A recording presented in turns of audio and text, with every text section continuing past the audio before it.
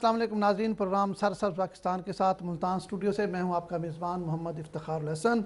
नाज़रीन, आज गुफ्तगू होगी पाकिस्तान की सबसे बड़ी क्रॉप कॉटन पे कि कॉटन की इस वक्त क्या सूरत हाल है, क्योंकि पाकिस्तान की मईशत ज़राअत पर है और ज़राअत में सबसे ज़्यादा अहम कपास की फसल है। इस बार कपास की फसल माशाल्लाह बहुत बेहतर है, लेकिन क्योंकि काश्त बहुत कम थी, इस हवाले से भी बात करेंगे कि अगले साल जो हुकूमत की काविश थी कि रिवाइवल हो कॉटन का, क्या मुमकिन हो पाएगी। इसी पर तफसीलन गुफ्तगू होगी। मेरे आज के जो मेहमान मौजूद हैं उनका तारफ़ करवा देता हूँ। मेरे साथ मौजूद हैं जनाब डॉक्टर ज़ैद महमूद साहब, आप डायरेक्टर हैं cotton research institute Multan. Sir, आपका बहुत शुक्रिया, आप तशरीफ़ लाए। दूसरे मेरे मेहमान हैं मेजर रिटायर्ड काशिफ़ुल इस्लाम साहब, आप हैं chairman Pakistan cotton broker association. Sir, आपका बहुत शुक्रिया, आप तशरीफ़ लाए। वली मोहम्मद साहब मेरे साथ मौजूद हैं, माहिर ज़राअत हैं, आपका भी बहुत शुक्रिया। डॉक्टर साहब, कपास पाकिस्तान की सबसे अहम फसल है, इस पर आप बहुत काम भी कर रहे हैं और इस हुकूमत ने आते ही ये फ़ैसला किया कि कपास की जो एक रिवाइवल है उसको किया जाए और उसने फोकस किया है वज़ीर-ए-आज़म पाकिस्तान ने भी। तो इस वक्त ओवरऑल सूरत हाल क्या है कपास की, क्योंकि अगस्त और सितंबर इंतहाई अहम होते हैं। कॉटन पहले ठीक होती है, इन 2 महीनों में आके कॉटन ख़राब हो जाती है। बेहतर सूरत हाल है। मैंने विज़िट भी किया मुख्तलिफ़ एरियाज़ का, तो अल्हम्दुलिल्लाह जितनी भी कॉटन शो हुई है वो बहुत बेहतर है, और जो इनपुट्स की कॉस्ट इस पे आई है अब तक वो भी बहुत कम है पिछले सालों की निस्बत। अच्छा, जो तो सबसे बड़ा मसला था किसान का, जी जी, मेन यही है कि जो हमारा एरिया कास्ट का, ऑफ प्रोडक्शन बढ़ जाती थी। जी जी, असल जो हमारा एरिया कम हो, गवर्नमेंट ने मेरी ड्यूटी भी लगाई थी 2017 में कि क्यों कम हो रही है, तो मैंने चारों सूबों का भी विज़िट किया है। तो उसका असल जो नतीजा ये है कि इनपुट जो कॉस्ट है वो ज़्यादा है और इनकम कम है। ठीक है। तो ये प्रॉफिटेबिलिटी की वजह से हमारा एरिया कम हुआ है। तो अगर फ़ी एकड़ पैदावार, जो लोग को कुछ लोगों को गलत फहमी है कि इंडिया की हमसे ज़्यादा है, तो ऐसी सूरत हाल नहीं है। हमारी 2 गुना से ज़्यादा पैदावार थी इंडिया से, अब भी तकरीबन 1.5 गुना होगी हमारी पैदावार फ़ी एकड़। उनसे ज़्यादा होगी। जी ज़्यादा है, अब भी ज़्यादा। ठीक है। तो जो मेन हमारी पाकिस्तान की कम हुई है ना, उसका एक ही ज़रिया कि जो हमारा एरिया वो कम होता गया, प्रॉफिटेबिलिटी कम होती गई है, जोनिंग नहीं हुई। जो कॉटन के एरियाज़ थे वहाँ हमने दूसरी इंडस्ट्रीज़ लगा दी, मेनली शुगर इंडस्ट्री। तो उसकी वजह से जहाँ लोगों को बेनिफिट ज़्यादा मिला है, फार्मर्स को, उस तरफ शिफ्ट हुए हैं। तो अगर वो हम प्रॉफिट में थोड़ा मार्जिन दे दें तो सारे जो फार्मर्स हैं वो इस बात पे एग्री हैं कि हमें तकरीबन उनके बराबर फ़ायदा हो किसी क्रॉप से, कॉटन से, तो हम कॉटन ही लगाएंगे। तो अब भी अगर मैंने बहावलपुर जो नहीं, ये जो भावलनगर, 2 महीने हैं डॉक्टर साहब, जी ये जी, अगस्त और इसका भी सितंबर, मैं बताता हूँ एक इस मिनट। हवाले से बताएं, क्योंकि अभी तक तो कपास ठीक खड़ी है। अभी तक बिल्कुल सही है, और जिन्होंने अर्ली लगाई थी उनकी 18 से लेकर 25 मन तक पैदावार आ चुकी है अभी। तो इसका मतलब है कि जो हमारी एवरेज है वह एवरेज हमारी 20 के अराउंड रहती है, उसको भी क्रॉस किया हुआ है हमने अभी। तो लेकिन जो मेन प्रोडक्शन है वो इस महीने में, अगले में आनी है। 80% फ्रूटिंग जो सितंबर में। सितंबर में आती है। ठीक है। तो उसमें अभी जो मेन लॉस आना है वो है इसका, जो गुलाबी सुंडी का। अगर हम इसको मैनेज कर लें अच्छी तरह, तो अब टाइम है इसको मैनेज करने का। अभी है टाइम। अगर आप प्रॉपर स्प्रे शेड्यूल करें या जो फेरामोन ट्रैप्स हैं वो लगाएं जैसे हमने लगाए हैं, तो अगर 8 फी एकड़ आप यूज़ करें और इसका ख़र्चा भी कम है, या पीबी रोप्स लगा लें, तो हम इसको मुकम्मल कंट्रोल कर सकते हैं। तो स्प्रेयों से हम इसको कंट्रोल नहीं कर सकते। अच्छा, ये आप गुलाबी सुंडी कह रहे हैं, गुलाबी सुंडी का अगर कंट्रोल कर लिया जाए हाँ तो जी, आप समझते हैं कि इस दफ़ा कपास जो है उसकी पैदावार बहुत ज़्यादा होगी। हाँ जी, इंशाल्लाह हम टारगेट जो हमने रखा हुआ है उसको अचीव कर लेंगे इंशाल्लाह ताला। जो अब तक सूरत हाल है वो बेहतर है, अभी मेन पीरियड रह गया। तो वैसे फोरकास्ट तो थी कि ये अक्टूबर तक चलनी है रेंज, ठीक है। लेकिन अल्हम्दुलिल्लाह अल्लाह ताला की मेहरबानी से ये कॉटन के एरियाज़ में नहीं तो हुई। आप ये समझते हैं ये रेंज की वजह से, बारिशों की वजह से ख़राब होती थी कपास पहले, नहीं, बारिश ज़रूरी नहीं नुकसान हो, लेकिन अगर ओवर रेनिंग हो मसलन तो फिर उससे 100, नुकसान हो उससे सकता होता है। है, नॉर्मल से तो कोई नहीं होता। मेजर काशिफ इस्लाम साहब, आप चेयरमैन हैं पाकिस्तान कॉटन ब्रोकर्स एसोसिएशन। यकीनन आपका पूरा जो कारोबार का इन्हसार है वो कपास पर है। कपास होगी तो आपकी ज़ाहिर बात है।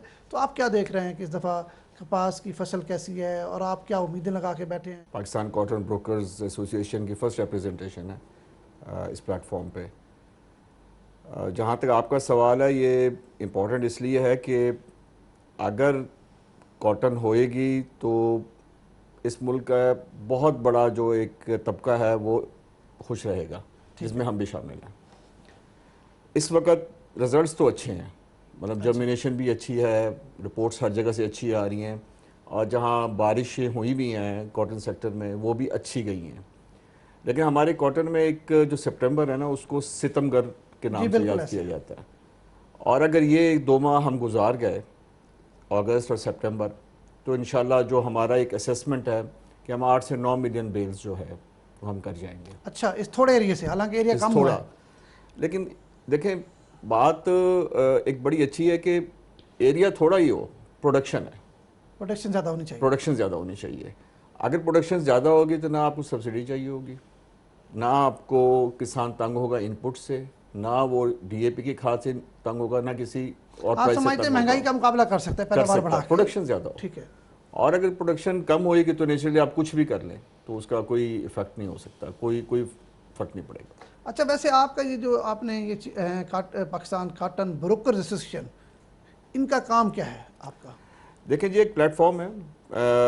ये प्लेटफॉर्म बहुत अरसे से, कोई 30 साल से कोशिश की जा रही थी कि ये पाकिस्तान कॉटन ब्रोकर्स एसोसिएशन बने। बेसिकली हम वो ब्रिज हैं या वो गैप को हम कवर करते हैं जो टेक्सटाइल और जिनर्स के दरमियान में होता है। और इस मुल्क का कोई 95% से ज़्यादा लोकल कारोबार ब्रोकर्स ही करते हैं। ओके।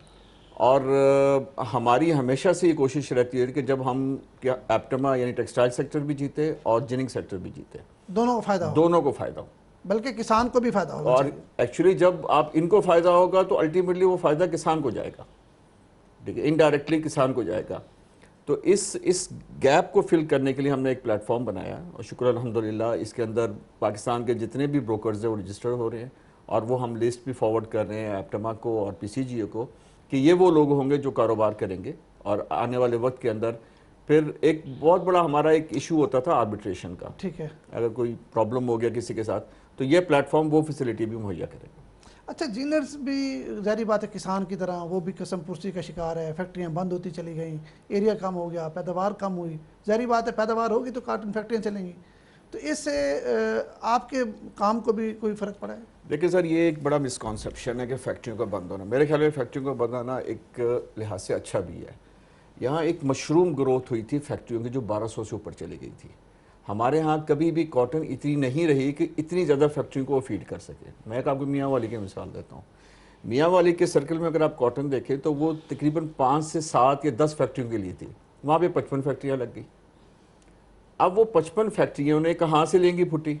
वो फुटी अल्टीमेटली लोथरा, दुनियापुर और इन इलाकों से जाती यहाँ भी थी। लगी हुई हैं फैक्ट्रियाँ, यहाँ पे अब आप देखें, आपके इतनी ज़्यादा फैक्ट्रियाँ, जब आपकी प्रोडक्शन कम होती गई कि रोड पक्का आपका ख़त्म हो गया, आपका दुनियापुर ख़त्म हो गया, आपका मेलसी ख़त्म हो गया, आपका मियाँ वाली ख़त्म हो गया, अब राजनपुर की बारी है। इस तरीके से बहुत से इलाके हैं, साहिवाल आपका ऑलरेडी ख़त्म हो चुका था। तो इस तरीके से बहुत से इलाके जो ख़त्म हो गए। लेकिन बहुत सारे ओरिजिनल भी काम हुआ ना, कॉटन इतनी कम चली है। देखिए वही मैं आपको वही अर्ज कर रहा हूँ कि जब आपकी कॉटन कभी भी इतनी नहीं रही कि वो 1200 फैक्ट्री को फीड कर सके। वली मोहम्मद साहब, आप माहिर ज़राअत हैं और फील्ड में रहते हैं, किसानों के साथ रहते हैं, ग्रास रूट के तमाम मसाइल जानते हैं। इस वक्त क्या मसाइल हैं किसान के, स्पेशली जो हमारा कपास का काश्तकार है वो क्या सोच रहा है, क्या देख रहा है? जो हुकूमत चाह रही है कि कपास का रिवाइवल हो, दोबारा कपास उतनी काश्त हो, अगले साल क्या होगा, इस वक्त क्या सूरत हाल है? अभी तक अल्लाह ताला की तरफ से मदद शामिल हाल रही और महकमाना कार्रवाई जो है वो भी इस दफ़ा सेक्रेटरी साउथ पंजाब साहब की और उनकी टीम की वजह से काफ़ी ज़्यादा एक्टिव रही।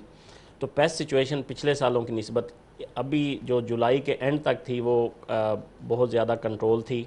स्पेशल उसमें जो हमारा सफ़ेद मक्खी का मसला था वो नहीं रहा। उसकी एक बहुत बड़ी वजह जो है वो दक्कन हवा जो है उसका चलना है। तो ये अल्लाह ताला की तरफ से नेमत थी और ड्राई वेदर रहा। कपास basically dry weather, hot and dry weather जो है वो उसको सपोर्ट करती है। तो उसकी वजह से हमारी सफ़ेद मक्खी नहीं आई और कपास के काले होने की जो शिकायत हैं वो बहुत कम है पिछले सालों की निस्बत। ठीक है। अब जो सूरत हाल आ रही है इस वक्त फ्लरिश, पिंक बॉलवर्म और सफ़ेद मक्खी शुरू हो रही है। इसके सफ़ेद मक्खी का समझते हैं कि नज़र आ रही है, अब शुरू हो रहे हैं हॉटस्पॉट उसके। यानी पहली दफ़ा है कि अगस्त के पहले वीक में भी 8% हॉटस्पॉट हैं हमारे। अच्छा। जबकि ये पहले 20% तक अगस्त के शुरू में चले जाते थे। तो इस दफ़ा ये मौसम की उसकी ड्राइनेस की वजह से या मानसून की कमी की वजह से जो है हमारे पास कपास के अच्छी ग्रोथ जा रही है। और दूसरा, मानसून की कमी की वजह से अगला जो इम्पैक्ट आ रहा है वो किसान के लिए जो आ रहा है वो कपास की ग्रोथ पे है। कि जो मानसून की वजह से ग्रोथ अच्छी होती थी, फूल गुड्डी आती थी, ये महीना जो है वो फल उठाने का है, वो फसल जो है वो फसल के ऊपर भी ड्राइनेस के असर आते हैं और ग्रोथ कम होती है। तो तीसरी जो मेन प्रॉब्लम था किसान का, उसको अंधाधुंध स्प्रे, मौसम की सख्ती, उससे फसल रुक जाती थी, जल जाती थी। वो इस दफ़ा नहीं हो सकी। वो इस दफ़ा मौसम की बेहतरी की वजह से और दूसरा कुछ स्प्रे की कमी की वजह से फार्मर खुद जो है ना वो इस बात पे वो है कि कम स्प्रे करना चाहिए, खर्च बचाना और चाहिए। उसका फ़ायदा भी हुआ है इस दफ़ा। उसका फ़ायदा भी हुआ है सर। इस वक्त तक 5 से 8 स्प्रे एवरेज हो चुके होते थे, इस दफ़ा जो फार्मर्स ने किए भी हैं वो 1 से 2 स्प्रे किए हैं। एवरेज 1 स्प्रे किया अभी तक। एवरेज 1 स्प्रे किया है। तो उससे सर फ़ायदा ये हुआ है कि एक तो किसान का जो है ना वो माली खर्चा कम हुआ है, और जो पहली पिकिंग हुई है वो माशाल्लाह अच्छी भी हुई है और उसका रेट भी बहुत अच्छा मिल गया है पिछले सालों की निस्बत। अच्छा, क्या रेट आप समझते हैं? सर जो मेरे सामने एक सौदा हुआ वो तकरीबन 5500 रुपये फ़ी मन हुआ। 5500 रुपये। और तो वो क्या पैदावार कितनी आ रही है? सर इस वक्त तक जो हमारे रिकॉर्ड के मुताबिक हमने जो देखी है उसमें जैसे डॉक्टर जाहिद साहब ने भी फरमाया कि 15 से 18 मन तकरीबन पिकिंग हो चुकी है। अच्छा। और जो वो है जो अर्ली है, कॉटन थी। जो सीजनल काश्त है उस वक्त हमारी प्लांट मैपिंग के मुताबिक इस वक्त 14 से 15 मैच्योर टिंडे हैं, यानी 14 से 15 मन फी एकड़ काटन इस वक्त आपकी मैच्योर टिंडों के अंदर मौजूद है, जो कि इंशाल्लाह पिंक अच्छा, ये जो टिंडे मैच्योर हैं ये बीमारियों से महफूज हैं, आप ये समझते महफूज हैं, ये महफूज टिंडे हैं। इनके अंदर अभी तक पिंक बॉलवर्म नहीं है। तो अब आगे जो हमला बढ़ रहा है वो पिंक बॉलवर्म का भी बढ़ रहा है और दूसरे नंबर पे सफ़ेद मक्खी का भी बढ़ रहा है। आप समझते हैं कि अगले महीने या इस महीने के एंड में कोई चैलेंजेस का सामना करना चैलेंजेस पड़ेगा? का, लेकिन उसके लिए इंशाल्लाह हमारी सेक्रेटरी साउथ पंजाब साहब और उनकी टीम पूरी जो है वो ज़ोर से हम कोशिश कर रहे हैं। जैसे डॉक्टर सकीर साहब ने फरमाया कि इसका केमिकल कंट्रोल बहुत मुश्किल है, तो इसके लिए जो है वो टोबैको एक्सट्रैक्ट, जो आईपीएम आपका प्रोग्राम है, आईपीएम प्रोग्राम के तहत हम ये कोशिश बता कर रहे रहे हैं हैं। वली मोहम्मद साहब कि इस दफ़ा स्प्रे एवरेज 1 हुआ है। अगर एक एवरेज स्प्रे हुआ तो फिर तो बहुत कम स्प्रे हुए हैं। अल्हम्दुलिल्लाह, जो आप हमेशा कहते हैं कि हमारी कास्ट प्रोटेक्शन कम होनी चाहिए, पैदावार ठीक है, बिल्कुल तो सही इस दफ़ा तो फिर बड़ा आइडियल है कॉटन के हवाले से। हाँ जी, इंशाल्लाह ताला आइडियल रहेगा और जो टारगेट्स हैं वो भी अचीव हो जाएंगे। अच्छा, दूसरा इसमें ये बताऊं कि कुछ एक ट्रेंड चला हुआ था कि जो भी स्प्रे करना ना वाइट फ्लाई के लिए उसके अंदर बाइफेंथ्रीन डाल दी जाए ताकि जो पिंक बोरन उसको कंट्रोल किया जाए। तो बाइफेंथ्रीन से कंट्रोल होता है? नहीं, मैं बताने लगा, जो ये एरिया है फाजलपुर राजनपुर, ये पिछले 2-3 साल से तबाह होता रहा है। उसकी मेन रीज़न यही थी कि जब हम कोई भी पायरेथ्राइड यूज़ करेंगे तो उसके अंदर बाइफेंथ्रीन शामिल करें, बाइफेंथ्रीन शामिल करेंगे तो वो एक ऐसा एनवायरनमेंट क्रिएट कर देता है जो कि वाइट फ्लाई की नरिशमेंट के लिए आप सूटेबल समझते हैं कि बाइफेंथ्रीन वाइट फ्लाई को दावत देती है? वो दावत देती है, यानी कि पौधों की स्ट्रक्चर ऐसी हो जाती है उसके कि ग्रोथ को रोकती है कि वाइट फ्लाई की जो फैलना ना उसमें मदद देती है। तो जो पिछले सालों में तबाही हुई उसकी मेन रीज़न एक ये भी है कि वो हर स्प्रे में वाइट फ्लाई के स्प्रे कंट्रोल करने के लिए साथ बाइफेंथ्रीन डलवाते रहें। तो उसे एक तो आप रोक रहे हैं, दूसरी तरफ से उसको बढ़ने का मौका दे रहे हैं। तो टेम्परेचर ज़्यादा होता था तो उस दौरान जो जनरेशन उसकी फ़र्ज़ करें 28 दिन में पूरी होनी, वो 15 दिन में पूरी हो रही है। इस साल अल्हम्दुलिल्लाह इससे बच गए। इस साल अल्हम्दुलिल्लाह सही रहा। जैसे 40 डिग्री सेंटीग्रेड से अबव रहे टेम्परेचर तो पिंक बोरम वैसे भी नहीं फैलता। ठीक है, तो जब 40 से नीचे आएगा जैसे अभी है, तो फिर इसके लिए अब हमें ये क्रिटिकल सीज़न है, अब अगर हम मैनेज कर लें सही तो इंशाल्लाह ताला टारगेट से ऊपर जा सकते हैं। देखें, अगर आप जिस तरह गुलाबी सुंडी के कंट्रोल की बात कर रहे हैं कि ये बड़ा ख़तरा है, और दूसरा वली मोहम्मद साहब ने कहा कि वाइट फ्लाई, ये दो चीज़ें किसानों के लिए बड़ा ख़तरा है। तो इस वक्त गुलाबी सुंडी के लिए क्या इक़दाम किए जाएँ ताकि किसान हमारा जो सुन रहे हैं प्रोग्राम वो उससे फ़ायदा उठा सकें? जी, मेरा जो सबसे बेहतर किसानों के लिए पैगाम मशवरा है ना वो ये है कि या तो वो पीबी रोप मैनेजमेंट इसकी बेहतर है। पीबी रोप से फौरी तौर पे शायद ना मिल सके। हाँ, नहीं अवेलेबल, लेकिन जो फेरोमोन ट्रैप्स हैं वो अवेलेबल हो सकते हैं। अच्छा, वो 8 सिर्फ अगर आप एकड़ में लगा दें तो तकरीबन 99% कंट्रोल आप बगैर स्प्रे के कर सकते हैं। आप समझते हैं अभी भी केमिकल्स की तरफ ना जाएं तो बेहतर है। तो मैंने अगर कोई देखना चाहे तो 100 एकड़ पे लगाए हुए हैं और कोई स्प्रे नहीं किया, ना वाइट फ्लाई का किया है ना पिंक बोरन का किया है।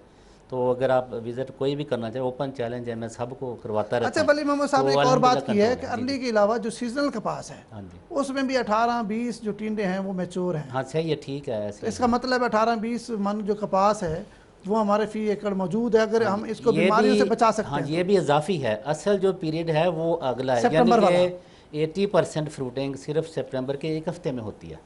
तो बाकी जितनी हम ले लें ये इजाफी है। अगर हम उसको मैनेज सही करेंगे तो हम अपनी 100% अच्छा, फिर वली मोहम्मद पैदावार साहब ले ने एक सकते और हैं। बात की कि 5500 रुपये फ़ी मन कपास बिक रही है फुटी। जी जी, 5000 से ऊपर रेट जब चल रहा है। इतना रेट मिलेगा तो यकीनन किसान खुश दिली से खर्चा भी करेगा, बिल्कुल बचाएगा सही, उसको अपनी फसल को। यही मैं ये कहता हूँ कि जैसे जो हमारी वीट की पैदावार है, आपको पता है कि 2009 से पहले तक हम इंपोर्ट करते रहे हैं। तो उसकी मेन वजह ये थी कि जितनी कॉटन वीट लगाते थे हम, उससे अगर 30 मन पैदावार निकले ना तो सिर्फ खर्चा पूरा होता था। खर्चा पूरा होता है, तो बिल्कुल जब ठीक। उसका रेट हमने 3 गुना कर दिया, उससे 3 गुना किया, 900 किया था उस वक्त, तो उस वक्त से हमारी वीट इतनी होती है कि संभाली नहीं जाती। कॉटन के फार्मर को प्रॉफिटेबिलिटी का पता होगा तो वो सही मैनेज करेगा। अब मैनेजमेंट से 45 मन का डिफरेंस है। अगर एक फार्मर को एक ही सीड दिया जाए वो 5 मन पैदावार लेता है, अगर जो दूसरे को दूँ तो वो 50 मन लेता है। ये 45 मन का जो गैप है ये मिस मैनेजमेंट का है। पैदावार पिछले साल भी एवरेज 35 मन तक थी। अच्छा, हाँ जी, एवरेज। एवरेज। तो अब इंशाल्लाह बेहतर होगी। तो ये जितनी हम ले चुके हैं ये इजाफी है, असल जो रूटीन वाली वो अभी आएगी। अच्छा, तो हम उम्मीद काशिफ साहब करते भी हैं कि बड़ी अच्छी इंशाल्लाह सही खबरें आएगी। सुना रहे हैं हमें, वली मोहम्मद साहब भी और डॉक्टर जाहिद साहब भी। काशिफ साहब, एक बहुत बड़ा मसला मैं आपसे डिस्कस करना चाहता हूँ। मेरा सवाल आपसे ये है कि जब इंटरनेशनली कपास का रेट कम होता है तो पाकिस्तान के किसानों को रेट कम मिलता है, और ये कहा जाता है जी इंटरनेशनल रेट कम है। जब इंटरनेशनल रेट ज़्यादा होता है तो किसान को रेट कम मिलता है। जिस तरह आप ये 5000 5500 कह रहे हैं, मेरे ख्याल में इस वक्त 7000 से ऊपर रेट होना चाहिए। थोड़ी सी मिसकॉन्सेप्शन है। हमारी जो लोकल मार्केट है उसको अगर आप से देख लें कि एक फाइनेंशियल ईयर ले लें या कॉटन ईयर ले लें, जो 5-6 माह या 7 माह जब बाइंग हो रही होती है, उसमें इंटरनेशनल फैक्टर्स बहुत कम होता है। हमारे अपने कुछ फैक्टर्स हैं जो पूरी मार्केट नहीं, को, लेकिन आम मार्केट में बात यही होती है कि जी इंटरनेशनल मार्केट में रेट वो कम एक है। कहने की मैं जी। थोड़ा सा अपने टाइम, उसमें इशू ये है कि इस वक्त जो पाकिस्तानी कॉटन है वो 5-6 सेंट प्लस में बिक रही है। ठीक है, यानी कि ये वो कॉटन है जो किसी वक्त 2 सेंट माइनस में बिकती थी। फॉर एग्जांपल आज 90 सेंट है, तो अगर हम आज से 3-4-5 साल पीछे चले जाएं तो ये 88 सेंट में होनी चाहिए। इस वक्त वो 96 सेंट में, यानी 13,000 प्लस में है। ठीक है, तो जब आप प्लस करते हैं तो ऑटोमेटिकली किसान को उसका फ़ायदा जाता है। ठीक है, जब किसान के ऊपर आएगा उसकी जो फुटी है वो अच्छे रेट पे बिकेगी। ठीक है। अच्छा, अब जब हम इंटरनेशनल मार्केट के साथ कंपटीशन में आते हैं कि जब हमारे भी ज़्यादा होने चाहिए, हमारे क्यों कम हो जाते हैं, उसमें सर्टेन रीजंस हैं। फॉर एग्जांपल, आपकी एप्टमा बाइंग नहीं कर रही, आपको बायर ही नहीं है मार्केट में, तो अल्टीमेटली डिमांड एंड सप्लाई का इशू आ जाएगा, तो वो मार्केट नीचे आएगी। ठीक है। नंबर 2 ये है कि हो सकता है एक्सट्रीम बारिशें हो चुकी हों और आपकी जो फुट्टी का या आपकी कपास का स्टैंडर्ड है, क्वालिटी में बहुत फर्क पड़ गया हो। ठीक है, देखें, जो टेक्सटाइल मिल एक बायर है, उसने एक सर्टन काउंट्स बनाने हैं, उस काउंट्स के लिए उसको सर्टन किस्म की रुई चाहिए। ठीक है। अगर वो रुई अवेलेबल नहीं होगी तो वो क्या करेगा, आगे उसका भी तो बायर है ना, जो वीवर है, जो वैल्यू एडिशन वाले हैं, उन्होंने भी वो चीज़ लेनी है। तो ये कुछ फैक्टर्स हैं जिसकी वजह से मार्केट में फ़र्क पड़ता है। लेकिन इस साल जो एक अच्छी बात हमें आगे भी नज़र आ रही है कि हमारी मार्केट स्टैंडर्डाइज रहेगी, रिक्वायरमेंट मौजूद है। ठीक है, कोविड का इम्पैक्ट दूसरे मुल्कों में बहुत एक्सट्रीम गया, अल्लाह ताला ने हमें ब्लेसिंग में डाल दिया, यानी तकरीब में से तामीर निकली है हमारे बिल्कुल लिए। ठीक है। ठीक है। हमारे पास ऑर्डर्स री रूट हुए हैं बहुत ज़्यादा, अच्छा, और हो रहे हैं। उसकी वजह से हमारे पास डिमांड यान की बहुत ज़्यादा है, मुख्तलिफ सर्टन काउंट्स में उनकी डिमांड ज़्यादा है। हम इसी वजह से जो हम देख रहे हैं कि हमारा किसान वो खुश रहेगा, रेट जो है वो लगभग 5 से 6 हज़ार में ही रेट रहेगा थ्रू आउट। ठीक है। एक बड़ा इंपॉर्टेंट पॉइंट है कि जी जो फर्स्ट पिक है और जो लास्ट पिक होती है उसकी फुट्टी की भी क्वालिटी में फ़र्क होता है। तो सारी बात है पहले ठीक है। वाली। तो उसके उस लिहाज से भी रेट पे डाउन होता है। ठीक है, यही कुछ फैक्टर्स आ जाते हैं। से इंटरनेशनल मार्केट उस वक्त 100 और हमारी रेट 15,000 रुपये होना चाहिए। नहीं, इस दफ़ा तो बहुत सारी खबरें हैं कि कपास की चुनाई बड़ी साफ़ सुथरी हो रही है। अब वली मोहम्मद से पूछते हैं, क्योंकि ये बड़ा ग्रास रूट तक देखते हैं, किस तरह चुनाई बड़ी साफ़ सुथरी हो रही है, ये बड़ी अहम बात है। इस हवाले से कुछ बताएं। जिस तरह काशिफ साहब कह रहे हैं कि अगर अच्छी क्वालिटी होगी तो यकीनन रेट ठीक होगा, अगर अच्छी नहीं भी है तो हमारे नाज़रीन जो किसान भाई हैं उनको आप किस तरह अवेयर कर रहे हैं ताकि वो अपनी फुट्टी का जो क्वालिटी बेहतर करके रेट मुनासिब ले सकें। जी बिल्कुल, सर यही इशू है कि हमारे पास जो अर्ली काटन आती है वो साफ़ होती है, जब लेट आती है तो उसमें पत्ते की जो एक तो वाइट फ्लाई की वजह से काली होती थी, जो 2 साल थे। एक सांगली की वजह से हो जाती हाँ थी ना। जी, वाइट फ्लाई की वजह से काली होती है, और पिंक बॉल वर्म की वजह से सांगली अंदर आती है, तो उसको जो चोनी है वो पूरी काटन नहीं उसमें से चुनती बल्कि सांगली तोड़ लेती सांगली है, तोड़ लेती है, जिसकी वजह से क्वालिटी ख़राब होती है, उसमें डिग्रेडेशन, इसे हम डेटीरियोरेशन कहते हैं टेक्निकली। तो डेटीरियोरेट जितनी भी ज़्यादा होगी उसमें पत्ते होंगे या काली होगी या उस वजह से। और दूसरा जो हमारे फार्मर एंड पे ये प्रैक्टिस करते हैं, इसमें चोनियों का थोड़ा सा वो लालच भी होता है कि उसको हम ड्राई नहीं करते खुश्क करने के बाद, यानी चोनी ने उसको गीली जगह पे रखा ताकि वजन बढ़ जाए। तो ये सबसे बड़ा फैक्टर है जिसको हम कंट्रोल लेबर शार्टेज की वजह से नहीं कर पाता फार्मर, क्योंकि लेबर का जब वो कहता है कि इसको आप खुश्क जगह पे रखें या अपनी मर्ज़ी से फार्मर चाहता है, तो लेबर उसको कहती है जी हम अगले दिन नहीं आएंगे, तो वो उस वजह से मजबूर हो कि उसी लेबर से काम करवाना चाहता है। और गन्ने का सीज़न शुरू हो चुका होता है, उस वजह से लेबर उधर को भी कुछ जाना शुरू हो जाती है, तो लेबर की वजह से ये प्रॉब्लम्स हो आते हैं। अभी डॉक्टर जाहिद साहब के भी हमने सेमिनार में एक वो की, ये काटन बॉल पिकर के हिसाब से बड़ा काम कर रहे हैं, और साउथ पंजाब गवर्नमेंट भी इसमें इंटरेस्टेड है। तो इससे भी बहुत ज़्यादा हमें हौसला अफजाई मिलेगी अगर काटन बॉल पिकर आ जाता है, या मैकेनिकल पिकिंग अगर काटन की शुरू हो जाती है, तो इससे क्वालिटी में फ़र्क पड़ेगा। और अच्छा, उसकी क्वालिटी आप समझते हैं बेहतर होती है? उससे क्वालिटी डॉक्टर साहब, आपके पास जो पिकर है, आपका जो इंस्टीट्यूट है इसमें है, तो आप क्या समझते हैं कि ये पॉसिबल है कि आम किसान तक ये पहुंच जाएगा? हाँ जी, पहुंच जाएगा, लेकिन इन साहबान ने एक असल मसला वो नहीं बताया कि क्यों ऐसे होता है जी। तो यहाँ एक रेशो रखी गई है 9-9 कहते हैं ये जिनिंग वाले, और उसको 9 का मतलब 9% ट्रैश और 9% ह्यूमिडिटी। इसमें थोड़ा सा मैं भी ऐड करूँगा। अच्छा, तो असल वजह ये यहाँ हमने ना 2000 के करीब एक पूरा प्रोजेक्ट चलाया था कि क्लीन कॉटन देनी है, उसमें सारी जो ये ट्रैशेज़ हैं उसको ख़त्म करने के लिए यानी कि सूती कपड़े की बनी हुई पलियाँ दी गई और बिल्कुल साफ़। तो 1 साल ही चल सका है, उसके बाद नहीं चला, क्योंकि यहाँ घोड़ा भी उतने का आता है, गधा भी उतने का ही आता है। असल जो वजह इस मुल्क की, मैं हर वक्त बात करता हूँ कि अगर आपने क्वालिटी की बात करते हैं, पूरी दुनिया में ये सिस्टम नहीं है कि सारी का रेट एक ही है 3000 रुपये मन, ये कोई बात नहीं। उसमें एक 5000 मन वाली है, क्वालिटी ग्रेडिंग, जैसे ग्रेडिंग होगी। स्लैब अगर बना दें हम कि इतने इसके ये रेट है, मसलन 26 से सर ग्रेडिंग कर लें, जो आपकी क्वालिटी के हिसाब से वो रेट मिले, तो वो है नहीं यहाँ। वही गधा भी, फिर जो अच्छी ग्रेडिंग वाले वो भी कहते हैं कि उसी तरह अब वो कहते हैं मुझे क्या जरूरत है अच्छा इसको साफ करने की। कि साहब, क्योंकि ये आपका चैप्टर आप बताएंगे। एक्चुअली मैं सिर्फ दोनों बातों को सब्सटेंशिएट करूंगा, थोड़ा सा बढ़ाऊंगा इसको। हमारे यहाँ जो एक बहुत बड़ा इशू है जी, वो कंटेमिनेशन का है। कंटेमिनेशन एक ऐसा पॉइंट है जो कहीं पे कंसिडर नहीं होता। ठीक है, अब हम ये चाहते हैं कि जी फॉर एग्जांपल मैं एक मिसाल ऐसी देता हूँ जी, डीजी खान। ठीक है, डीजी खान में बहुत अच्छी रुई बनती है, लेकिन एक सर्टेन पॉइंट के ऊपर अच्छा बायर वहाँ से हट जाएगा। क्यों हटेगा? कंटेमिनेशन ज़्यादा है। वजह यह कि कंटेमिनेशन ग्राम्स के अंदर आती है। अब कंटेमिनेशन क्या है? वो सिगरेट के बट्स हैं, वो सुतली है के टुकड़े हैं, वो कपड़े का टुकड़ा, कुछ ऐसी जो चोनियाँ जब कर रही होती हैं, बिल्कुल ऐसे कुछ ना कुछ चीज़ें मिक्स हो जाती हैं, वो पकड़ी नहीं जाती। अब जो कंटेमिनेशन जाके वहाँ पे बेल खुलती है तो सामने नजर आ जाती है, उससे आपकी क्वालिटी जो यार्न की उस पर बहुत ज़्यादा फर्क पड़ता है।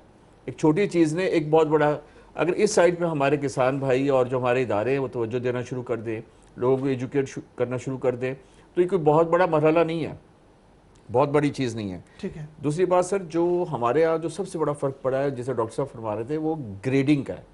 जब हमने ग्रेडिंग छोड़ी है तो घोड़ा और गधा बराबर हो गया। वही डॉक्टर साहब की बात, वो रेट का फर्क खत्म हो गया। अब जब ग्रेडिंग क्यों छोड़ी गई ये मुझे समझ नहीं आता। मैं नहीं, उन्होंने बताइए बात, जो अच्छी वाले थे उनको भी वही रेट मिल रहा था, जिनकी मैं यही कहना चाह रहा हूँ, जो लो क्वालिटी, मैं अपने जिनर से पूछता हूँ जो अच्छी रुई बनाते हैं ना, लेकिन हम अच्छी क्यों नहीं बनाते? कहते हैं हम अच्छी बना भी लें तो हमें उसका रिवॉर्ड नहीं मिलता।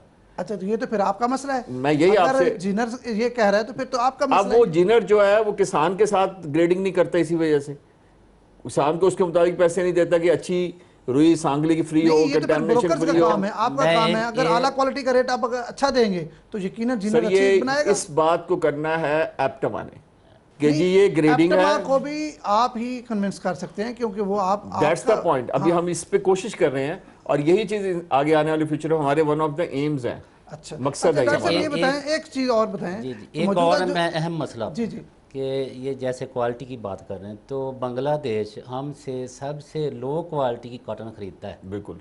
जब क्वालिटी की बात कर रहे हैं लो क्वालिटी ख़रीदता है और उसकी इनकम हमसे कई गुना ज़्यादा है।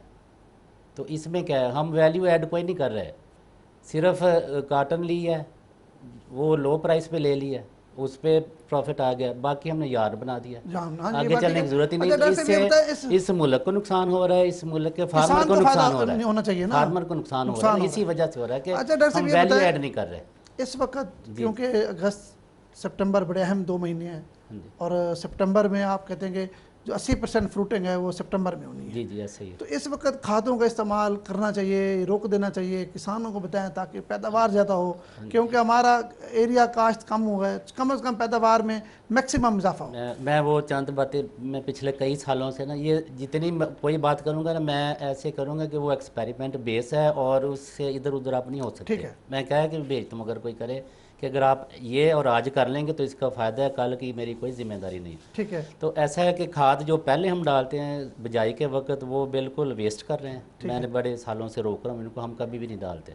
बहुत से लोग वैसे अब इस प्रैक्टिस से हट गए हैं क्योंकि जो कॉटन का प्लांट है इसको पहले शुरू में खाद की ज़रूरत होती ही नहीं है, ये एक बिल्कुल गलत बात। अच्छा जो डाल देते हैं 1 लाख पौधे उस वक्त फील्ड में हमने रखने हैं 18,000, तो वो जो 1 लाख है वो यूज़ कर रहे हैं, वैसे एक प्लेट में 1 आदमी खा रहे हैं, एक में 10 खा रहे हैं। बात ठीक है आपकी, तो वो बड़ी डिफरेंस लॉजिकल बात है आपकी। ये लॉजिक जब आपने से छिदराई करनी है, छिदराई के पौधे बाद निकालने हैं, जड़ी बूटियां निकालने के बाद फिर आपने पहली डोज उसकी यूज़ करनी है। 1 बोरी अगर डालना है बैग फी एकड़ DAP का तो वो डाल दें, उस वो आपको सारा फ़ायदा देगा जितना भी। अगर इसको भी स्प्लिट कर सकें तो मज़ीद फ़ायदा आ सकता है, लेकिन वो आप जो लेबर है वो बढ़ेगी। तो अब उसके बाद जब फ्रूट लगे उसके बाद नाइट्रोजनस खाद की ज़रूरत होती है। तो कुछ ज़मीनों में बोरोन और जिंक की कमी है, वो आप डाल सकते हैं साथ, और नाइट्रोजन की फर्टिलाइज़र अगर ये चेंज कर लें, प्रॉब्लम साइल है तो उसमें आप अमोनियम सल्फेट यूज़ करें बजाय यूरिया के। ठीक है। और अब कुछ लोग कहते हैं कि अभी बंद कर देनी चाहिए अगस्त में। मैं कह रहा हूँ अगर आपने फ्रूट लेना है, जैसे अभी भाई ने बताया कि ग्रोथ नहीं हो रही, ग्रोथ इस वजह से नहीं हो रही कि फ्रूट लोड है उस पर, तो हमने उतनी इनपुट नहीं दी उसको। वो पहले दे चुके हैं, हाँ अगर वो दी है। उस पर रुका हुआ है, अगर आप मज़ीद उसको देंगे इनपुट तो फिर ग्रोथ चलनी है उसकी, फिर मज़ीद फ्रूटिंग आनी है। तो अब ये एक क्रिटिकल टाइम है कि हमने खाद और पानी दोनों चीज़ों का ख्याल रखना है, और एक ये रखें कि अगर कोई स्प्रे आप करते हैं तो उसके बाद इरिगेशन आनी चाहिए उसको, अच्छा, ताकि पौधा स्ट्रेस में ना आए। जितनी भी हम केमिकल अप्लाई करते हैं सब स्ट्रेस देते हैं उसको, स्प्रे के फौरी बाद पानी लगाना बहुत ज़रूरी बहुत है। ज़रूरी है। इसलिए जो मैंने तो एक्सपेरिमेंट ये भी किए हैं, जो पिछले साल ब्लैकनिंग आ रही थी जिस फील्ड में उसकी एक वजह ये भी प्रॉपर थी। हाँ प्रॉपर इरिगेशन चल रही थी पेस्टिसाइड के बाद, तो वो वहाँ ब्लैकनिंग नहीं हुई, चाहे 100 भी वाइट फ्लाई पत्ते पे मौजूद थी, लेकिन जहाँ ब्लैकनिंग स्ट्रेस है वहाँ पर ब्लैकिंग हुई है। नहीं, हाँ स्ट्रेस की वजह से आ रहा होता है। वली मोहम्मद साहब, आप फील्ड में रहते हैं, क्या इस वक्त किसान, जिस तरह डॉक्टर साहब बड़ी अहम बात कर रहे थे कि लोग तो शुरू में खाद डाल देते हैं, तो आप किसानों को क्या बताते हैं, किस तरह कराते हैं? सर वो जो किस्तों में खाद देने वाली टेक्नोलॉजी है या आइडिया है वही सबसे मौसर है। और सर की बात ठीक है कि इस वक्त प्लांट्स पे फ्रूट लोड है, इमेच्योर आ रहा है, अब तो ज़रूरत है खुराक की, अब ज़रूरत है खुराक की, तो खुराक देनी चाहिए और उसको मुतनासिब खाद जो है वो उसकी साथ साथ तो चलनी इस चाहिए। वक्त आप क्या समझते हैं, क्या किसानों को सजेस्ट करेंगे कि यूरिया डालेंगे या कोई और खाद डालें, क्योंकि इस वक्त आप खुद कह रहे हैं कि 18-20 टिंडे जो हैं वो मैच्योर हो चुके हैं, तैयार हो चुके हैं। इसमें सर नाइट्रोजन भी रिकमेंड की जाती है, लेकिन nitrogen excessive use of nitrogen से साइंसदान भी रोकते हैं, हमारा महकमा भी रोक रहा है, क्योंकि उसकी वजह से वाइट फ्लाई फ्लरिश होने का ख़तरा होता है। और वाइट फ्लाई बढ़ने से 2 चीज़ें बढ़ती हैं, एक तो फसल का काला होना और दूसरा जो है वो फसल जो है वायरस की तरफ भी जा सकती है, क्योंकि वाइट फ्लाई बढ़ेगी तो वो कॉटन लीफ का वायरस की तरफ ले जाती है और उसका जो वजन है वो कम हो जाता है, आपका कम हो जाता है। तो उसके लिए मुतनासिब खाद जो है वो इसका पोटाश और नाइट्रोजन और फास्फोरस जो है इनको मुतनासिब तरीके से इस्तेमाल करें। और ये खाद कब तक देते रहें, सितंबर तक दें या अक्टूबर तक ले जाएं, कब तक मुनासिब टाइम है? सर सितंबर, जैसा सर ने बताया कि सितंबर का फर्स्ट वीक जो है वो 80% फ्रूटिंग है, उसके बाद जब आप खादें चलाएंगे तो वो फिर आपकी फसल लेट मैच्योरिंग की तरफ चली जाएगी।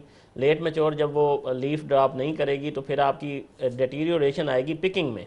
अच्छा, पत्ता सब्ज़ होगा, पत्ते को अगर आप नाइट्रोजन या लोग स्प्रे करके पैराकाट का गिराते भी हैं तो वो फिर रुई के ऊपर अटक जाता है। फिर वो चोनी उसको वहीं से वैसे चुनती है, वो टूट के अंदर शामिल होता है। तो इसलिए एक ख़ास हद तक खाद देनी है। उसके बाद अगर हम खाद देते हैं तो फसल ये खुद, क्योंकि पौधा जो है वो खुद टर्मिनेशन की तरफ नहीं जा रहा होता, टेम्परेचर अच्छा हो जाता है तो गंदम जो है वो टर्मिनेशन, कपास टर्मिनेट नहीं होती टाइम से, तो अच्छा। गंदम की बुवाई भी जो है मुतासर होती है। तो सितंबर के पहले वीक तक खाद दें और मुतनासिब खाद दें। अच्छा अच्छा काशिफ साहब, ये जो हमारे रिसर्च के इदारे हैं, इनकी मुआवनत के लिए या इनकी बेहतरी के लिए आप क्या तजावीज़ देंगे, क्योंकि आपका तो टोटल बिजनेस इसी पे खड़ा है। देखिए, बड़ा क्रिटिकल सवाल पूछ लिया आपने। मैं थोड़े से एक एग्जांपल दूंगा अफ़गानिस्तान की। अफ़गानिस्तान हमारा नेबरिंग कंट्री है और दुनिया की one of the best cotton produce करता है, और हम पाकिस्तान सिर्फ सोल बायर है उसका। इशू क्या है, हर साल उसमें इंक्रीज़ हो रहा है। वहाँ पे इदारे नहीं हैं, वहाँ पे एक ओपन सीड पॉलिसी है। वो सीड लाते हैं, दुनिया में हर जगह से सीड लेते हैं, वो लगाते हैं, वो उसके बाद उसके रिजल्ट्स देखते हैं, और रिजल्ट्स देखने के बाद वो ग्रो करते हैं। जो अच्छा होता है उसको अडॉप्ट कर लेते हैं। ठीक है। हमारे यहाँ बड़े प्रोफेशनल इदारे हैं। हमारे 18th अमेंडमेंट के बाद कुछ इदारे सूबों के पास आ गए, कुछ वफाक के पास चले गए। इनके कुछ इश्यूज़ हैं। मेन इशू इनके पास पैसे नहीं है, और एक जो सबसे बड़ा इशू है वो कि हमारे यहाँ एक R&D का कल्चर डेवलप नहीं हो सका, रिसर्च एंड डेवलपमेंट का। ये रिसर्च एंड डेवलपमेंट का कल्चर डेवलप उस वक्त होता है जब गवर्नमेंट चाहती है।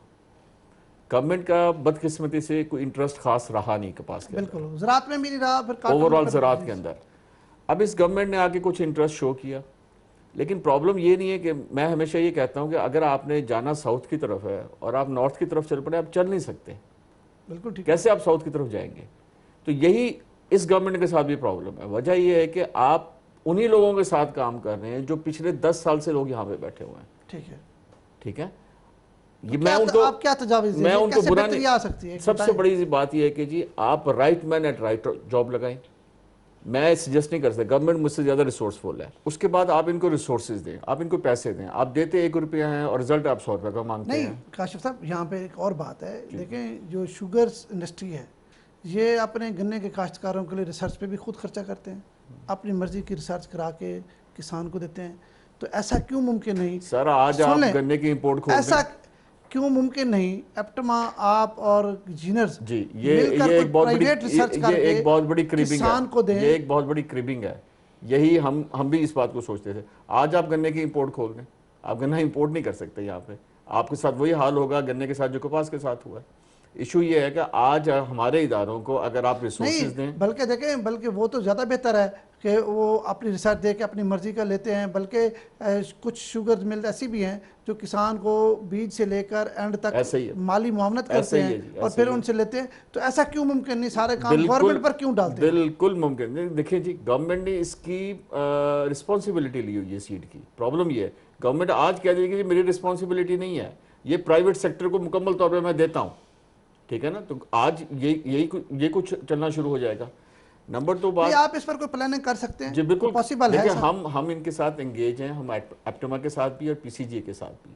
मैंने आपसे कहा ना, आने वाले वक्त में ये साल हमारे लिए ये वैसा ही है जैसे 2000 पुराने सालों की तरह। ठीक है, हम इसमें बहुत होपफुल नहीं है। 8-9 मिलियन बेल भी मजाक है, जहाँ पे 1 करोड़ 60-70 लाख आपकी कंजप्शन हो। स्पिंडल इतना ऐड हुआ है, 20 से 25 लाख स्पिंडल ऐड हुआ है मुख्तलिफ टेक्सटाइल मिलों में। फिर भी शुक्र है कि ना होने की बजाय, पीछे जाने की बजाय इस साल आप थोड़ा ऊपर आ रहे हैं। सर, पिछले सालों में अगर देखें मुसलसल कमी होती गई है ना। आप बात सही कह रहे हैं कि चले एक ऑप्टिमिस्टिक अप्रोच है कि यार 56 लाख बेल नहीं हुई है, 80-90 लाख बेल हो गई, इस ओके। लेकिन मैं आपसे ये कह रहा हूँ कि एप्टमा अपने एक डायरेक्शन सेट कर चुकी है। उज़्बेकिस्तान का मसला भी आया है। उज़्बेकिस्तान के अंदर वो 30,000 हेक्टेयर से शुरू हुआ है, खबर ये है कि 1 लाख हेक्टेयर से ऊपर जा रहे हैं। अब वो इन्वेस्टमेंट उज़्बेकिस्तान में कर रहे हैं। मेरा जो पॉइंट था जी, आप सरकारी इदारों के अंदर सज़ा और जजा रखें। चंद करोड़ रुपए इंसेंटिव इन साइंटिस्ट को दें, कुछ भी नहीं है, पीनट्स हैं।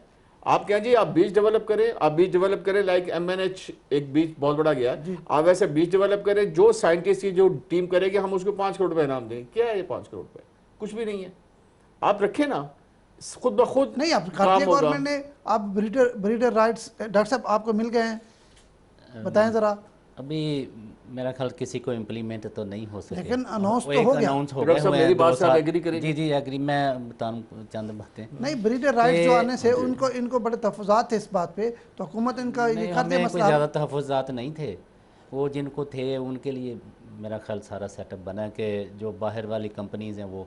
तो एक मैं यहाँ थोड़ी बात बता दूँ अफ़गानिस्तान का और हमारा कंपेरिजन या दुनिया का जो कंपेरिजन मेरे पास अब कह लें यहाँ सबसे ज़्यादा 40-41 ममालिक से कोई 6000 से ज़्यादा वैरायटीज़ हैं मेरे पास मौजूद है। बिल्कुल होंगी जी। लेकिन हम किसी भी मुल्क से बीज यहाँ ला के उससे फ़ायदा नहीं ले सकते, चाहे करीबी मुल्क चाइना से ले आएँ, वो भी यहाँ नहीं चलती। जहाँ की लोकल रिसर्च काम यहाँ करेगी। जो एग्रीड, लोकल रिसर्च जहाँ चाहिए हमें। जो बनती है वही चल रही होती है, जो वैराइटीज़ हमें इन इदारों को मजबूत करना है जी। तो मजबूती हमारी देख लें, 3 साल से कोई फंड नहीं है, मैं उधार पे चलाता हूँ काम। डॉक्टर साहब, यही बात मैं तो आपसे ये देखें, कह रहा ये हूं। मेरी एप्टमा का काम है जो आप बता रहे हैं। मेरे सर, पास आप चलिए, मैं कहीं जा एप्टमा नहीं पे सकता। क्यों डालते हैं ये चीज? नहीं, एप्टमा पे है। नहीं, मैं एक मिसाल दे रहा हूँ, आपने सीख लिया एप्टमा से जो भी सेस कलेक्ट करना है, वो टैक्स है ना, वो एफबीआर कलेक्ट करे। गवर्नमेंट चंद अरब रुपया इनको दे देगी तो क्या फर्क पड़ेगा? कुछ भी नहीं पड़ता जी। आप 1 रुपया ऐड कर रहे हैं पेट्रोल ने ऊपर नीचे करके, आप चंद अरब का अपना नुकसान पूरा कर लेते हैं। नहीं, ये जो रिसर्च है एप्टमा की डिमांड पे उनको दिए गए थे। सर आप अभी हमारे मुताबिक एप्टमा ये क्या ये डिलीवर कर सकती है? मैं नहीं थोड़ा किया ना। बता दूं कि एक सेस है जो जैसे ये शुगर केन भी सेस है, वो रोड्स पे लगना है। ये सेस है जो हमारे इससे पूरा रिसर्च और इसकी डेवलपमेंट और आगे प्रमोशन सब पे ये सेस नहीं लगना है। और ये 50 रुपये पर बेल है, आपको पता है? जी जी। ये 10-11 रुपये से शुरू होता, अब 50 है। लेकिन जो ब्रोकर एक दिया जाता है ना, एप्टमाल देता है, वो आज से 2 साल पहले भी 88 रुपये था जो ये फ़ीस लेते हैं ब्रोकर सौदा करवाने के। अब वो देखें, वो एक दफ़ा सौदा आ रहा है, ये पूरा साल चलना है और सारा सेटअप इस पे चलना है। और ये 50 पे ये है, और 50 50 भी नहीं खुद- मिल रहा है, वो खुद भी लोग परेशान हैं कि ये क्या बात है, और वो भी नहीं मिल रहा वो आपको। भी नहीं मिल रहा पिछले 3 सालों से। और आधे ये सारे 70 से ज्यादा मिलों ने स्टे लिया हुआ इसके ऊपर, कुछ दे अच्छा, रही हैं। देखें एक बात और है काशिफ साहब, देखें ये जो कपास है, जिस तरह वली मोहम्मद साहब कह रहे थे कि वहाँ लेबर का मसला होता है। एक टाइम था देहातों की जितनी लेबर थी सारी सिर्फ कपास पे थी, आपका ईंधन इससे बनता था। इसको तो प्रमोट करने के लिए प्राइवेट सेक्टर गवर्नमेंट को मिलकर हिकमत अमली तय करना होगी, सर ये क्योंकि इससे तो आपकी आधी आबादी को तो बराह रास्त रोज़गार मिलता था। सर, आप अगर आज गांव में जाएं ना तो आपको लोग नहीं मिलेंगे, लोग शिफ्ट कर रहे हैं। जो उनकी यंग जनरेशन है ना जी, वो वहाँ पे नहीं है। जो उनकी बच्चियाँ हैं वो कुछ पढ़ लिख गई हैं, वो बच्चियाँ प्रेफर करती हैं कि वो गवर्नमेंट जॉब कर लें या टीचर बन जाएं, या मतलब इस काम में नहीं आ रही। वक्त के साथ साथ आपका पिकर इशू बहुत बढ़ने वाला है, ये छोटा नहीं है। अगर आप सिंध या बलोचिस्तान देख लें, यहाँ पे आपको पिकर्स मिल जाएंगे, क्योंकि यहाँ पे वो चीज़ नहीं है। पंजाब में ये प्रॉब्लम आ रहा है कि लोग यहाँ से यंग जनरेशन मूव आउट कर रही है। दूसरी सबसे बड़ी बात है कि हम इंगेज नहीं कर रहे इनको। हम इनको इंगेज अगर नहीं करेंगे, फॉर एग्जांपल हम ड्राइंग रूम में बैठे हुए हैं, हम बाहर नहीं निकल रहे। कुछ लोगों ने शायद इस दफ़ा निकलना शुरू किया। जब तक हम अपनी इस सेगमेंट ऑफ सोसाइटी को इंगेज नहीं करेंगे, उनको इस चीज़ के फ़वाइद नहीं बताएंगे, एक वक्त ऐसा आएगा कि हम बहुत बड़ी मुसीबत में गिरफ्तार होने वाले हैं। ये बड़ा डॉक्टर साहब, ये इंपॉर्टेंट जो पॉइंट आप आपने पिकर्स की उठाया। बात की आपने, जी जी पिकर्स का क्या है कीमत, आम किसान तक कैसे पहुंच सकता है, और ये मुमकिन है या रेंट पे आप देंगे, क्या करेंगे, कैसे तरीकाकार है? ऐसा है खुरम साहब के हमने कहीं से लिया था, उज़्बेकिस्तान से लिया था पिकर। तो मैंने ऑफ़र फ्री की भी की है, लेकिन जो फार्मर वो शिफ्ट नहीं हो सके। वजह क्या है, क्यों इस तरफ नहीं आ वजह रहा? वो ये एक तो उसका एक स्विंग का कह लें प्लान है कि किस तरह सो की हो, और उसकी हाइट है कि 3 फुट हाइट होनी चाहिए कॉटन की, और 3 foot line to line distance होना चाहिए। तो हमारे यहाँ नॉर्मली 2.5 फुट होता है, और अब जो कुछ लोग यूज़ कर रहे हैं वो 2.25 फुट है। अच्छा, तो एक तो वो मशीन फिट नहीं आती। लेकिन अगर मैं मशीन फिट भी करवा दूँ, वो कहते हैं जी लॉसेस ज़्यादा आ गए। लॉसेस उसके अंदर लिखे हुए हैं कि 2.5 से 5% होने हैं। होने हाँ जी, और जो हमारी चोनियाँ कर रही हैं तो वो भी इतने ही कर रही है, वो इससे शायद ज़्यादा इससे भी भी कर रही ज़्यादा है। हो, शायद इससे इससे भी ज़्यादा इससे भी ज़्यादा हो। लेकिन वो बस फार्मर्स, हालांकि मैंने जो हमारे लेकिन ये तो आहिस्ता आहिस्ता आप ये आ लोगों को जाएगा मोटिवेट इंशाल्लाह। करेंगे, अच्छा, आप लेकिन- कन्विंस करेंगे तो लोग करेंगे। तो दूसरा जो हमने इस पिंक बोलम की मैनेजमेंट के लिए और अपनी पैदावार बढ़ाने के लिए, वो हमने खुद जो प्रिपेयर किया, वो हर तरह के साइज़ पे और 2.5 फुट लाइन, जो लाइन टू लाइन डिस्टेंस उसमें फिट आता है, चाहे कॉटन 3 फुट की हो चाहे 8 फुट की हो, वो सब में चल सकता अच्छा, है। वो चल सकता है। हाँ, और उससे पैदावार कम अज़ कम भी, अगर 3 बॉल रह गए थे प्लांट पे, वो 3 मन पैदावार फी एकड़ बढ़ेगी, वो भी हमारा बिलियंस में जाता है। तो इंशाल्लाह ताला वो हमने बनवा वैसे लिए हैं। उससे भी तो फायदा होगा। फ्यूचर वली मोहम्मद मशीनी साहब, फिटिंग आपके है। क्योंकि फील्ड में बहुत ज़्यादा आपका काम है, मुझे ये बताएं कि जो आम किसान है, जो इस दफ़ा कपास लगाई खड़ा है और देख के यकीनन वो पछता रहा होगा कि दूसरी रकबे पे भी वो कपास काश्त करता है। कपास क्योंकि आप समझते हैं कि बेहतर हो रही है जी। और ख़बरें भी यही आ रही हैं, डॉक्टर साहब भी यही कह रहे हैं, तो आप क्या समझते हैं कि अगले साल कपास की जो काश्त है उसमें भी इजाफा होगा? सर ये डिपेंड करता है पेस्ट सिचुएशन पे। अगर पेस्ट सिचुएशन जिस तरह अब तक रही है इसी तरह रहती है, फार्मर का स्प्रे का खर्चा बच जाता है और मार्केट रेट भी वही रहता है जिस तरह काशिफ साहब ने फरमाया कि 5 से 6 हज़ार रहेगा, इसमें नहीं, वो मुस्तहकम। तो इस तरह भी रहेगा कि हुकूमत पाकिस्तान ने भी अनाउंस कर दिया है कि आपको स्पोर्ट प्राइस, मिनिमम प्राइस जो है 5,000। लेकिन सर मैं पहले वही, मेरा सवाल यही था कि अनाउंस कर देना और उसके परचेज के लिए कोई चैनल होना, कोई नहीं, आपका। वो तो ट्रेडिंग कॉर्पोरेशन पाकिस्तान मौजूद है, वो खरीदेगी। सर जब जिस तरह फेडरल गंदम गवर्नमेंट- की खरीदारी के लिए आपके हर यूनियन कौंसिल में एक खरीदारी मरकज़ होता है, वैसा तो कोई मरकज़ नहीं है कॉरपोरेशन का। क्या हर फार्मर पीसीपीए के पास या इनके पास पहुंच पाएगा? नहीं, वो हमेशा तरीका होता है, वो टेक्सटाइल इंडस्ट्री से खरीदती है, वो रुई खरीदती है जिनर से, वो बराह रास्त टीसीपीए फुटी नहीं खरीद सकती। ये एक अलग बात है। लेकिन किसान क्या देख रहा है? जिस तरह आपने कहा कि अच्छी फसल है, रेट अच्छा लग रहा है, जी, 20, किसान 18, 20 किसान मन ले किसान चुका इंशाल्लाह है। शिफ्ट होगा अगर यही लेकिन जो किसान ग्रोथ चल रही कपास है। छोड़कर चावल और मकई की तरफ गए थे, जी। आप क्या समझते हैं कि वो वापस आएंगे? इंशाल्लाह ज़रूर आएंगे, किसान वापस आएगा। डॉक्टर अगर साहब, आप क्या revival होती समझते हैं जो चावल वाला, मकई वाला कपास छोड़ के गया था, जी जी वो कपास की तरफ वापस आएगा? इंशाल्लाह ताला आ जाएगा। अब मैं जो आप बात कर रहे थे कि कैसे इफ़ेक्ट पड़ेगा, तो सिर्फ ये है टीसीपी अगर 5 या 10 लाख बेल परचेज कर लेगी ना, बस वही वो एक जगह से करेगी, लेकिन पूरे मुल्क में जो प्राइस है वो उसका स्टेबल हो इम्पैक्ट जाएगी। पड़ेगा, हाँ जी, ऑटोमेटिक वो ये पड़ेगा। इसी वजह से जो बाहर से आती है ना, वो इस प्राइस को लो करने के लिए आती है। ज़रूरी नहीं हमें काम की हो, ब्लेंड करके उसको यूज़ किया जाता है। स्पेशली अगर कोई कलर का है तो सबसे ज़्यादा जो कलर या ये जो डाइंग कैपेसिटी वो हमारी कॉटन की है, अच्छा जो यहाँ पे प्रोड्यूस होती है। अच्छा तो इसलिए जो स्पिनेबिलिटी बेस्ट है हमारी। बाहर से आती है ना, फिर वो इसको ब्लेंड करते हैं इसके साथ, अच्छा लेकिन वो रेट को डाउन कर देती है, अच्छा। वो जो बाहर से इंपोर्ट की जाए। अब ये जो टीसीपी परचेज करेगी तो रेट को स्टेबल कर देगी ये, नहीं, अब तो हुकूमत ने वो उसी की बात कर रहा अनाउंस हूँ कर ना। दिया। हाँ जी। बल्कि पिछले दिनों मैं आपके लिए बताना चाहता हूँ कि क्योंकि आप भी स्टेक होल्डर हैं, जिनर एसोसिएशन ने भी आज से 2 महीने पहले अनाउंस किया है कि 5,000 से कम हम कपास नहीं लेंगे फुटी। उन्होंने अपनी तरफ से अनाउंस किया है। देखिए उनका वो तो फैक्टर इतना इंपॉर्टेंट है जितना गवर्नमेंट का Government फैक्टर का ज़्यादा इंपॉर्टेंट है। है। एक्चुअली वही मैकेनिज्म वाली बात है, अनाउंसमेंट कहना और करने में बहुत फ़र्क है। अगर ये कर जाते हैं, टीसीपी के पास कोई ऐसी एक्सपर्टीज़ अभी राइट नाउ हमें नज़र नहीं आ रही कि वो कैसे इंटरवीन करेगी, कैसे आएगी, कोई मैकेनिज्म समझ नहीं आ रहा। लेकिन एक ऐलान है, अल्लाह करेगा इंशाल्लाह ये होगा। डॉक्टर साहब, आप क्या पैगाम देंगे फुटी के किसान को जो कपास काश्त की खड़ा है? जी जी, आपके ये कहने पे लोगों ने किया, आप क्या करें वो? हाँ जी इंशाल्लाह। तो मैं चाह रहा हूँ कि अब तक अल्हम्दुलिल्लाह सही है। तो जो आगे एक पिछले साल जैसे लॉस हुआ है ना, वो पिंक बोरम का हुआ है मेन, तकरीबन 50% बोल्स डैमेज थे जो मैंने भी विज़िट किया। तो अब मैं चाह रहा हूँ इंशाल्लाह ताला अगर लोग मैनेज कर लें इसको सही तरह तो हम पूरी पैदावार ले सकते हैं। और इंतहाई निगहदाश्त का वक्त है, आप हाँ समझते जी, हैं? खाद पानी और मैनेजमेंट जो पिंक बोरम की या स्प्रे जैसे करना है वो आप सुनी सुनाई बातों पे ना करें। जो महकमा ज़राअत के माहिर हैं उनसे अगर मशवरा करके करेंगे तो ज़्यादा बेहतर है। डॉक्टर जैद साहब, आपका बहुत शुक्रिया। जनाब काशिफ साहब, आपका बहुत शुक्रिया। वली मोहम्मद साहब, आपका भी बहुत शुक्रिया। नाजरीन, आज के जो मेहमान थे उन्होंने कपास के हवाले से तफसीलन गुफ्तगू की और ख़ुसूसन अपने किसानों को ये पैगाम दिया कि ये जो टाइम है ये इंतहाई क्रिटिकल टाइम है, इंतहाई निगहदाश्त का वक्त है। अपनी कपास का ख़ास ख्याल रखें, क्योंकि पैदावार बढ़ेगी तो यकीनन आपका फ़ायदा होगा, इस मुल्क का फ़ायदा होगा, क्योंकि कपास को वाइट गोल्ड कहा जाता है और कपास के मुतबादल जितनी भी फसलें हों कपास का मुकाबला नहीं कर सकती। आप ख़ुद भी समझते हैं, क्योंकि हमेशा आप कपास काश्त करते रहें। इस बार कपास के लिए माहौल साजगार है, इससे भरपूर फ़ायदा उठाएँ। अपने मेज़बान को इजाज़त दें। अल्लाह हाफ़िज़।